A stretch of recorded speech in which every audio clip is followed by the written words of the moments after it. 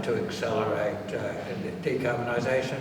There's lots of companies, lots of small companies, including in Western Australia, innovating. If the big old fellas don't do it, the smaller companies will. That's the great thing about the market economy, about capitalism, that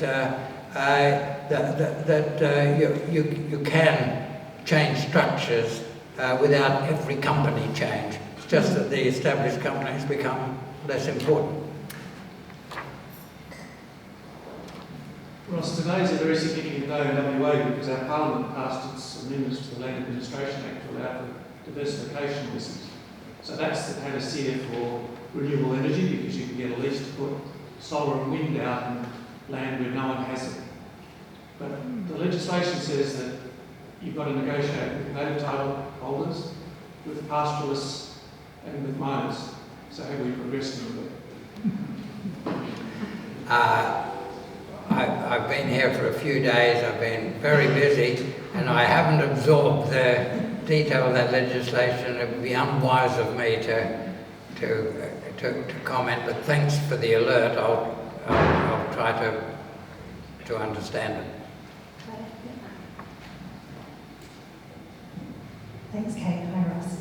I'd love to hear your thoughts on carbon capture and storage and what type of policy work or incentives we might need to see to make it more palatable. Yeah. Well, carbon capture and storage is a legitimate part of decarbonisation. At Melbourne University, which has been my home base in recent years, there's been a lot of serious work down in the Otways using old gas structures, and we do know that it can be permanent, it can be effective. It's expensive, and so that's going to be the big question.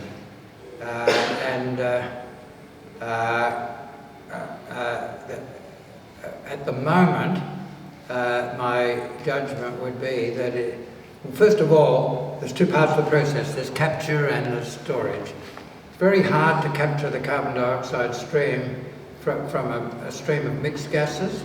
If you've got a pure carbon dioxide stream, you can capture it. So in a gas field, if you're taking out methane and carbon dioxide, at the moment, tragically, we just release a lot of the carbon dioxide in the air. That's a pure carbon dioxide stream. That's already captured, it's already pure. So that's much lower cost than trying to capture the gases out of a blast furnace or a coal generator, where it's mixed with nitrogen and a lot of other things. It's very expensive to capture. And then the storage part, where you've got certain kinds of geological structures, you'll be able to put carbon dioxide down and if they're close to where the emissions are, so you don't have a long pipeline, close, they're good geological structures, then and you've already captured the carbon dioxide, it may work, but it may be economic. It'll be competing with doing those things in a different way. For example, urea. There's 200 million tonnes a year of urea made for agriculture. It's a hugely emissions intensive activity if it's made from gas and coal. When you're using gas to extract or to make ammonia to turn into urea, you release carbon dioxide, you might use some of that in the process itself. You could capture the rest and store it. The alternative is to have a process that doesn't have any emissions. Use renewable electricity through hydrolysis to produce clean hydrogen, and then you don't have to worry about it. We should insist that you get zero emissions however you do it, and then it'll become a question of comparing the cost of the carbon capture and storage with the cost of the alternative ways of doing it. At the moment, there's a fair bit of greenwashing goes on. People say, I'm doing this carbon emissions thing, and I'm going to one day have carbon capture and storage. Just trust me. We shouldn't tolerate that. And if we insist on the full carbon capture and storage, or paying a proper carbon price for any emissions that are left, then people are comparing that with the costs of the green processes. I'm pretty sure that mostly the green processes will win. But I'm not against carbon capture and storage where it's actually done in the right circumstances and in structures where it's effective. And I think, and I'm not even against government support for innovation. All innovation in this space is worth support.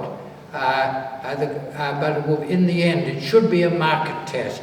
The companies producing anything with high emissions should be required to capture and store it, or to pay for the emissions, and the question will be whether that can beat a clean process. Mostly it won't. If it can, well, it can survive. So the right rules, the market will decide. Thank you very much, Ross. It's been terrific to hear you talk this evening. Our news has been dominated in the last couple of days by AUKUS, and there's been much talk about the demand for training generations of nuclear engineers, generations of people who can work in this space. What you were talking about tonight was training people and developing our education system to help us with people to work in critical minerals, etc. What do you see about the challenge about the competition for talent? You know, there's a limited, well, not unlimited source of talent, and we're obviously going to be having competition. So, any thoughts? Yeah, one thing we should be very clear on, spending money on defence makes you poorer, economically poorer. Now, you might need to do it, you might judge that it's a good use of investment, but let's not kid ourselves. Putting $368 billion into that rather than into something that's economically productive, we're a poorer economy, and if we train 20,000 bright kids bright enough to do a PhD in physics to work in nuclear submarines, then they're producing something that will not add any economic value. I've seen some of the reporting of the AUKUS stuff that says this is going to be a great economic boon, but it's not. It might be necessary. That's a question of judgment about our strategic circumstances. It might be worth spending a lot of money on defence, but let's not kid ourselves. That's an economic cost. The things we're talking about are economic benefits that can give rise to rising incomes, and we shouldn't really compare them economically. Bigger defence expenditure makes us poorer in future, maybe for good reason. It seems so obvious when he says it like that, doesn't it? So there's one here and then over to the side. Hello, Graham Williams, retired fuel technologist. I've got great concerns on availability factors for renewables. So if we look at solar cells, on average they're available 25% of the time. If we look at wind, let's say generously 50%. This means that one day, several days, every year, there is not going to be enough renewable energy to keep the lights on. There has to be a viable backup source of energy, and this country is persisting with the shutdown of coal-fired power stations, oil-fired, gas-fired power stations. Where is that backup energy coming from? Yes, one of the big challenges of the energy system of the future is that we will have to make sure that every second of the day, every millisecond, the supply of power will have to equal the demand, and you need flexibility of processes. If a large part of your use of electricity is in electrolysis to produce hydrogen, it's relatively straightforward. If the wind's not blowing and the sun's not shining, you turn off the electrolyzer. You can do that at very little cost to the process. You get lower capacity utilization of the electrolyzer, but that's relatively little cost. And you keep your machines going through hydrogen storage, which, if you do it in the right structures, is relatively straightforward. So that's on the demand side. On the supply side, we do have to. Let's not kid ourselves. To deal with the climate problem, we've got to get rid of use of coal and oil and gas and sending emissions into the atmosphere. And the costs of not doing that will be catastrophic. But we can back up wind and solar with a whole lot of ways. One is demand management, I've mentioned that, very important, but also batteries are the first line of defence for long haul storage, pumped hydro storage, and then if you've got all the storage for hydrogen, because you need a lot of storage to keep the machines going that are using the hydrogen, then you can run hydrogen peakers. You could run, for deep peaking, you could run bio-oil peakers. That would be a wasteful use of a very valuable resource, so you don't want to run it 24/7. But if it's long backup for when the batteries have run out after the solar and wind has stopped blowing, then all the tanks we currently fill with petroleum, we can have half of them full of bio-oil, and that will back it up. So we know what the mechanisms are. We've got to be clever in putting together the new system. We've now got one state, South Australia, which on average produces or 3/4 of the electricity it uses is wind and solar. It will be more than 100% within a couple of years. It's quite a lot of innovation, a lot of clever work in engineering, in electrical systems to balance it all up. And we're showing the world that you can actually do it. Thank you. We've got probably 2 more questions. Oh, it's more than 2, and I think there was one over here that was promised. Oh yeah. Hello. I read your book, Chapter 1, appendix. You talk about the solar grid project. I was wondering if you could give a little bit more detail on that project, especially in light of failing projects like the Sun Cable from Darwin Singapore. I'm not sure that Sun Cable has failed. Certainly the relationship between Mike Cannon-Brookes and Tui Forrest has failed. But whether that's the end of the project, we'll have to wait and see. But the big challenge, that's a wonderful bit of innovation. The big challenge with that project is several thousand kilometres of subterranean cable crossing a place where the Australian and Asian tectonic plates bump into each other in the Timor Sea. So that has got some challenges. I'm really glad that Cannon-Brookes and Forrest started on that. I hope their current personal issues will lead to some resolution that allows the project to continue. But the sun grid in Australia is very different. You're not putting a submarine cable over a place where 2 tectonic plates bump into each other. Long distance direct current transmission is used in other parts of the world for good effect. I've looked before COVID stopped everyone travelling. December 2019, I had a look at the place where one of the Chinese transmission companies has brought a direct current line all the way from the far west of China to the coast north of Shanghai.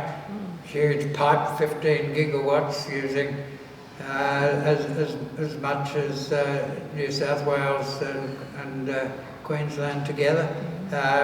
only because it uses direct currents with modern technologies and a huge pipe, it only loses 6% of power in a distance that's the equivalent of Perth to Sydney and back to Adelaide. And costs are not formidable. What I say in that appendix, and thanks for reading it with such care, is that the superpower electricity structure will end up with a number of local nodes where you're largely balancing domestic use of power and domestic generation of power. 2 of these in Western Australia, one in the southwest and one in the Pilbara, one in each of the other mainland states and territories.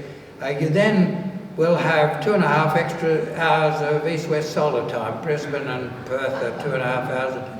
North-south, Tennant Creek to Melbourne in winter gives you a couple of hours of north-south solar time. You get huge diversification of wind because wind patterns are different in different parts of the country, and demand fluctuates with conditions in particular states, and so this can be tremendously important in balancing the national system. The very big challenge on that very important project from the Northern Territory to Singapore, the big challenge there is not actually relevant to doing this in Australia. And last question over here. Well, that's a bit of pressure. I'm going to throw a bit of a spicy one. I was intrigued. Firstly, thank you for setting that vision for Australia. Fascinating, and thanks, Kate, for bringing us together tonight to learn more about this. Love that vision. The 0.5% of land mass, I'm going to narrow down on that one. That envelope tells me 38,000 square kilometres and 6 or 7 times the size of Perth, let's say, to generate half of what we need to achieve that vision. Is there a role for, and this is the spicy bit, for nuclear in that? I mean, I love solar panels as much as the next person, but have you considered that, and if so, what would have to be true socially, economically, technologically to accept that? Yeah, I don't see it as a spicy question. It just see it as a question. For Australia, with its very rich solar and wind resources, we can actually provide electricity, firm electricity 24/7, much more cheaply without nuclear. But that's not true of every country, especially the countries that I've identified as having poor renewable energy resources, Europe and Northeast Asia. For some of those, it will be cheaper to use a fair proportion of nuclear than solar and wind. And now Europe and Japan were spooked by first Chernobyl and Fukushima. When you had the meltdown of Chernobyl in Ukraine, that created risks for neighbouring parts of Europe. Germany, big debate in Germany about whether to close down nuclear then. And then when Fukushima happened on top of that, the side that wanted to close things down won, and so Germany's in the process of closing down its nuclear. So has Japan been. The economics favour some nuclear in the mix in Japan and Northeast Asia. It remains an active part of the electricity programs of India and China, and economically it fits in those places. Now Australia not only has by far the richest resources of iron ore and aluminium ore and lithium and a lot of other things, it's got by far the world's largest resources of uranium. We only export 8% of world exports of uranium, but mostly from Olympic Dam in South Australia. But we've actually got a much higher proportion of those resources.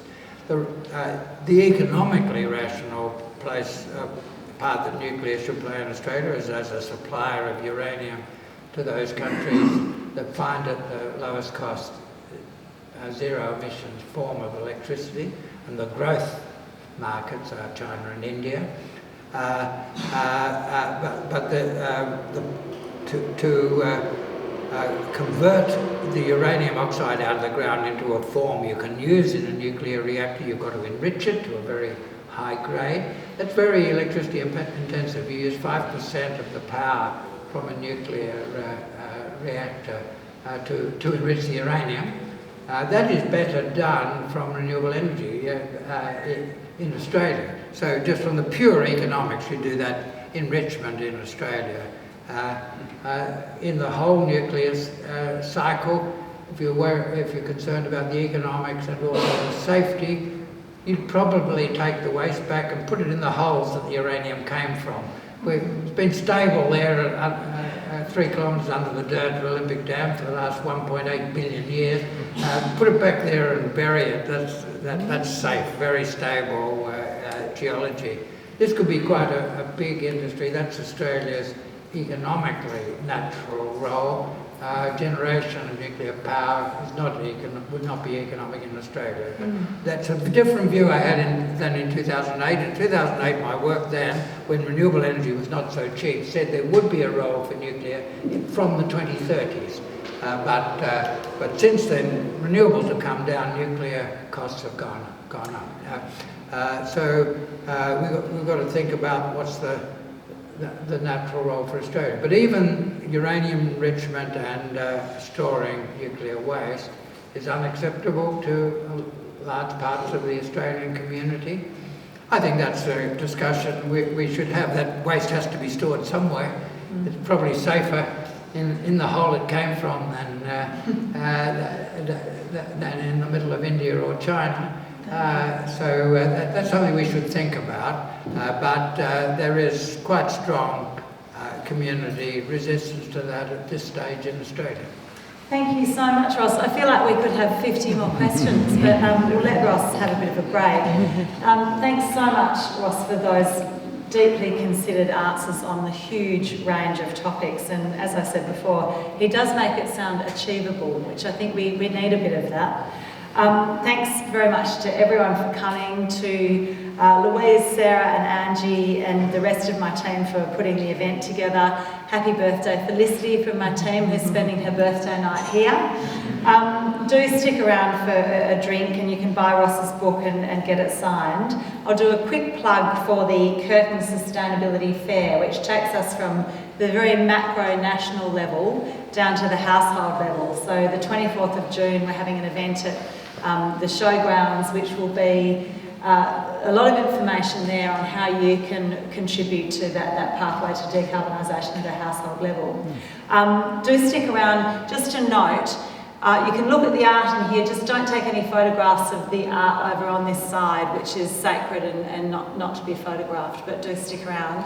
And Ross, thank you so much for being here and I think lifting our thinking to that long-term and really optimistic view of where we can go as a country and what this could mean for us as a state as well. So very, very much appreciate you being here.